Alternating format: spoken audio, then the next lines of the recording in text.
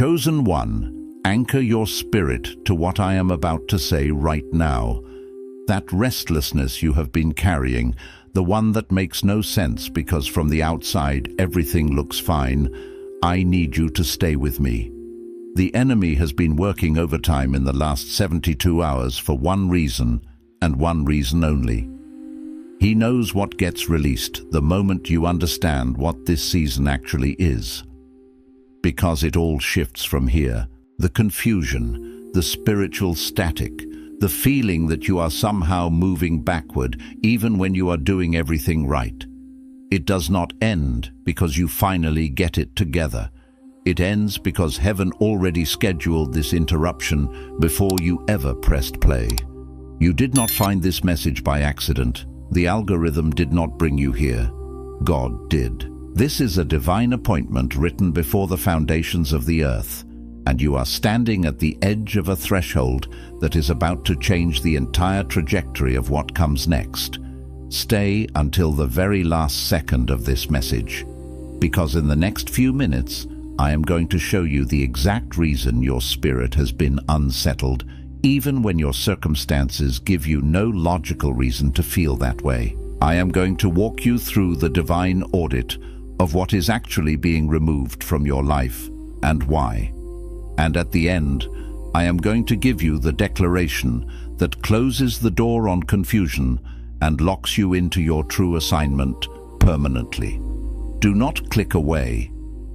Your future self is begging you to finish this, because if you leave before the verdict, you will keep misreading this season as punishment when it is actually the most precise realignment of your entire life. I know what the last 72 hours have felt like. Not chaotic necessarily, not falling apart in the obvious ways, just heavy in a way you cannot explain to anyone else, like the atmosphere around you shifted and nobody else noticed. Maybe you have been going through the motions this week, showing up, performing, producing, doing what is required, but behind closed doors you sit in the silence and feel a hollow distance between where you are and where you know you are supposed to be. Or maybe you woke up at 3 hours in the morning this week and just lay there staring at the ceiling with a feeling so deep in your chest it felt less like anxiety and more like longing, like something inside you is grieving a version of your life you have not even lived yet. You feel like you are outgrowing things. Conversations that used to feel comfortable now feel like wearing clothes that no longer fit. Rooms that used to energize you now drain you. People you love, genuinely love. But notice you are no longer moving in the same direction. And instead of that clarity feeling like freedom, it feels like loss. You feel spiritually restless, disconnected from purpose, pulled towards something you cannot yet name. And in that suspended space, in that tension between what was and what has not yet arrived, the enemy has planted a very specific lie. Listen to your thoughts right now. He is telling you that the restlessness is a warning sign, that you feeling out of place is evidence you made the wrong choices, that the relationships fading and the doors closing are God withdrawing his favor because somewhere along the way you moved too far from what he had for you. He is replaying that moment. Maybe the moment you walked away from something you once called your purpose. Maybe the season you went quiet spiritually, stopped pressing in, stopped believing as fiercely as you once did. Maybe the relationship you let go, the opportunity you did not take, the version of yourself you abandoned somewhere in the middle of trying to survive. The accuser is telling you that the distance you feel right now is the consequence of that moment, that you are circling back through a wilderness you should have been done with already. But I need you to hear what the word actually says about this moment. Isaiah 43:18-19 says, "Forget the former things, do not dwell on the past. See, I am doing a new thing. Now it springs up. Do you not perceive it? I am making a way in the wilderness and streams in the wasteland." Listen to that. God is not asking you to figure out what went wrong. He is not asking you to trace back through your failures to locate the source of this tension. He is telling you to stop looking behind you, because what is forming in front of you requires your full attention. The way is already being made. The streams are already being cut through the dry ground. But you will miss it entirely if you spend this season convinced you are being disciplined instead of directed. This is not punishment. This is precision. The heaviness you feel is not the weight of God's disappointment. It is the weight of a season completing. It is the pressure of a chrysalis, the tension right before the form breaks open into something it could not have been earlier. The relationships fading are not losses. They are releases. The doors closing behind you are not God locking you out. They are God ensuring you cannot go back to what would have capped your ceiling. You are not starting over. You are being repositioned. And that moment when you went quiet, when you stepped back, when you stopped striving the way you used to strive, the enemy called that weakness. God called that obedience. Because you finally stopped running ahead of the assignment and stood still long enough for heaven to catch up to where you were standing. That was not a detour. That was the direction. And now that you understand what this season is, now that you can begin to see it for what it actually is, bathed in the pure light of divine intention, rather than the distorted, fear-laden narrative the enemy convinced you it was, something else, something profoundly important, needs to be addressed. Because truly knowing the truth about your current season, its purpose, its holy design, is only the initial glimmer of dawn on your path. The deeper, more penetrating question that often goes unasked, yet echoes silently in the chambers of your soul, is why your spirit has been so resistant to receiving this truth, to fully embracing this revelation. Why, even in those precious fleeting moments of crystalline clarity, when the divine whispers cut through the noise and illuminate your understanding, something intrinsic within you, a primal instinct perhaps, retreats back into the familiar yet agonizing ache of uncertainty, doubt, and self-protection. Why does the heart, having glimpsed freedom, still cling to the chains of what it knows? And that, my beloved friend, is precisely where we need to courageously go next, plunging into the depths of that resistance. There is a profound spiritual law, an immutable principle of the kingdom that most people, caught in the relentless currents of daily life, never truly learn, never internalize, until they find themselves shipwrecked, metaphorically speaking, deep in the bewildering, often painful, middle of a transition they not only did not ask for, but actively resisted. The law, etched into the very fabric of spiritual reality, is this: God, the master architect of all creation, does not renovate occupied space. He cannot pour new wine into old wineskins. He cannot build the new magnificent structure of your next season while you are still clinging, often desperately, to the dilapidated, outdated dwelling of the old one. This isn't a punitive measure.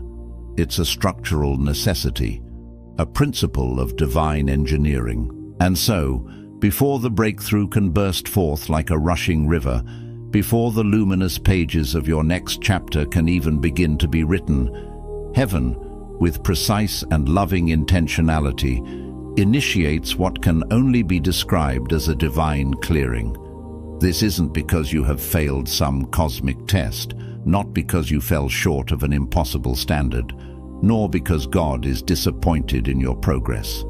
No, not at all. It is rather because the magnitude and purity of the assignment that is coming, the sacred trust being prepared for you, cannot, by its very nature, coexist with the accumulated burdens, the old paradigms, the limiting beliefs, and the self-protective mechanisms that you have, perhaps unknowingly, been carrying. It's an act of grace, a clearing of the path, not a judgment of your past.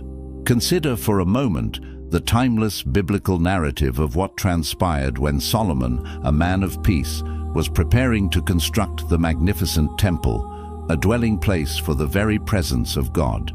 David, his father, a warrior king whose heart for God burned with an undeniable, passionate fervor, had first conceived of this grand vision. David longed to build this sacred edifice, to leave such a legacy for his Lord. But God, in his infinite wisdom, spoke directly to David, with words that must have been both humbling and deeply revealing. "You will not build this." This divine decree was not delivered because David was disqualified in character or spirit. It wasn't because his fervent love for God was deemed insufficient, or his numerous acts of worship somehow lacking. On the contrary, David was a man after God's own heart. But the reason was far more nuanced, far more profound. What was coming, the very essence of the temple as a symbol of peace and enduring covenant, required a builder whose spirit and hands had not been shaped by the ceaseless, often bloody grind of war. The very experiences that had so profoundly defined David's illustrious life, the relentless battles fought on unforgiving fields, the shedding of blood in the pursuit of justice and sovereignty, the raw instinct for survival forged in countless skirmishes and betrayals. These pivotal life moments were undeniably preparation, but they were preparation for Solomon, his son, and for the establishment of a peaceful kingdom, not for the sacred, unblemished construction of the temple itself. David's entire life, his triumphs and his tribulations, his psalms and his struggles, served as the bedrock, the foundational blueprint upon which this divine vision would ultimately rest. Yet, he was not destined to be the one who got to see the majestic walls rise, brick by hallowed brick, toward the heavens. His role was foundational. Solomon's was consummational. And as you reflect on this ancient story, I can't help but wonder how many of you, listening to these words, are finding yourselves in a similar David season right now. Perhaps you are carrying a vision, a dream, a deep spiritual conviction that feels profoundly real, undeniably God-given, burning brightly within your soul. Yet, you are quietly, perhaps secretly, grieving that you have not been permitted to build it yet, to bring it to tangible manifestation. You might be watching others, seemingly with less experience, less sacrifice, less time spent enduring the arduous tests of the wilderness, step effortlessly into spaces, roles, or opportunities that you feel with every fiber of your being were meant for you. You may be wrestling with an insidious whisper that asks, "Why does someone else get to stand in the very room I meticulously prepared, the blueprint of which I poured my heart and soul into?" This can be one of the most agonizing tests of faith and patience, feeling as though your anointing is being held in reserve, your gifts placed on a shelf, while others seemingly bypass the crucible you've endured. But here is where the spiritual insight goes immeasurably deeper, piercing through the superficial layers of frustration and comparison. What if the waiting, the prolonged period of anticipation that feels like a delay, is not fundamentally about your readiness in the way you have been conventionally defining it? What if it's not primarily about acquiring more skill, or accumulating more faith points, or demonstrating unwavering consistency in your spiritual practices? What if the delay, which often feels like a divine withholding, is actually, and far more profoundly, about the stripping away, the meticulous dismantling of the part of you that would inevitably build this thing, this sacred assignment, for the wrong reasons altogether? Because David, the mighty warrior and poet, could not build the temple, not, as we've established, because he was impure in heart, but because the very ambition, the intense focus on war and survival, the innate drive to conquer and establish, had intricately woven themselves into the very fabric of how he built everything. His hands, though skilled in battle, carried the energetic imprint of striving, of conquest, of proving.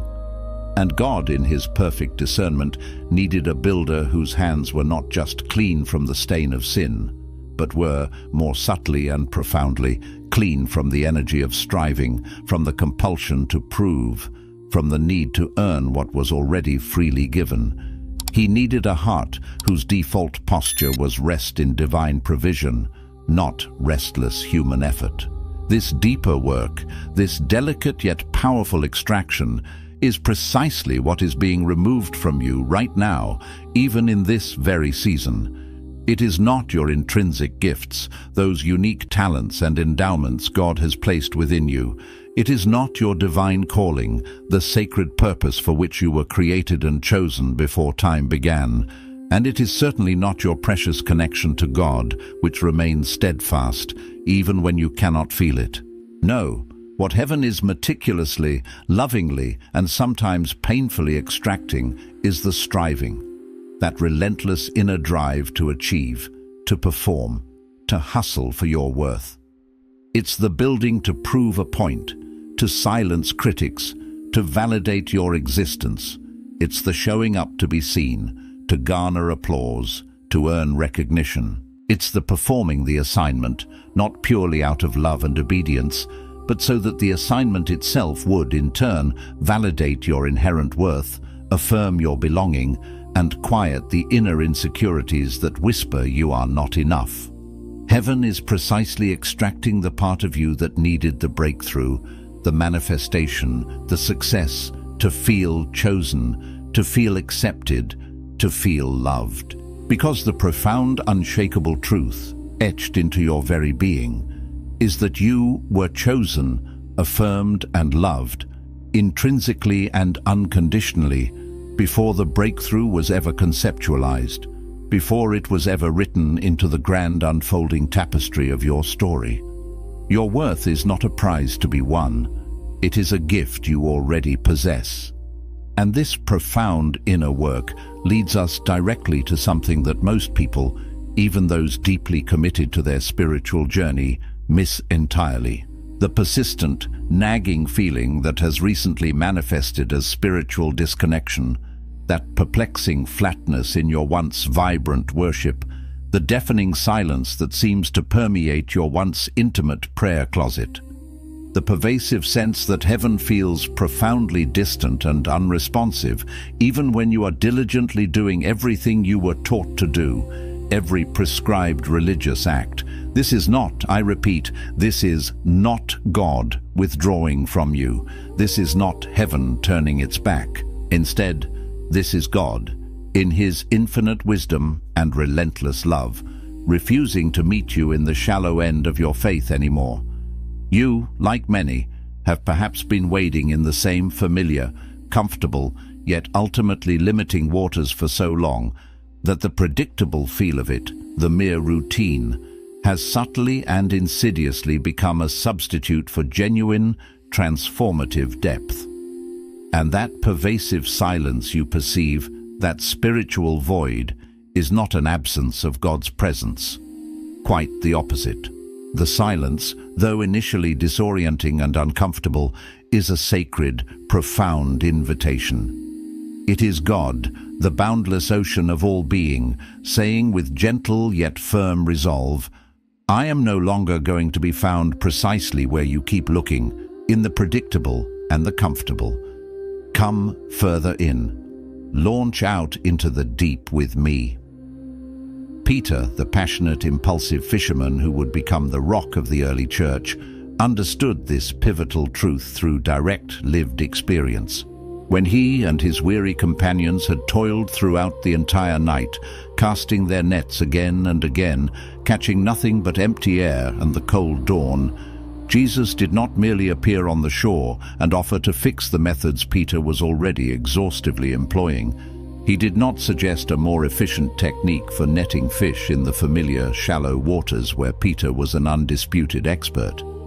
No, Jesus, with a profound and simple command that defied all logic and experience, said, "Launch out into the deep." And the ensuing miracle, the overflowing catch that threatened to break their nets and sink their boats, was not merely a consequence of the new geographical location. The true, deeper miracle was in the profound act of obedience itself, the audacious faith that required Peter to move past the very place where he felt competent, where his experience, his skill, and his rational understanding were his guiding lights. Because in the familiar, shallow waters, Peter could confidently trust his own hard-earned expertise, his years of maritime knowledge, his physical prowess. But in the deep, vast, unpredictable waters, stripped of all familiar anchors, all he had left, the only thing holding him, was the pure, unadulterated, authoritative word of Christ. That radical shift from self-reliance to divine reliance was the true breakthrough. And make no mistake, my friend, that is precisely where you are standing in this very moment. You are being asked by the loving hand of the divine to courageously move past the place where your accumulated experience, your past successes, your meticulously catalogued failures, your carefully constructed understanding of how things should work are enough to sustain you. You are being called to move past the place where your track record, your impressive resume of spiritual accomplishments or endurance still gives you a false sense of confidence or security. You are being summoned in no uncertain terms into the deep, into the boundless unknown, where the only thing, the absolute only thing holding you, sustaining you, and propelling you forward is what God Himself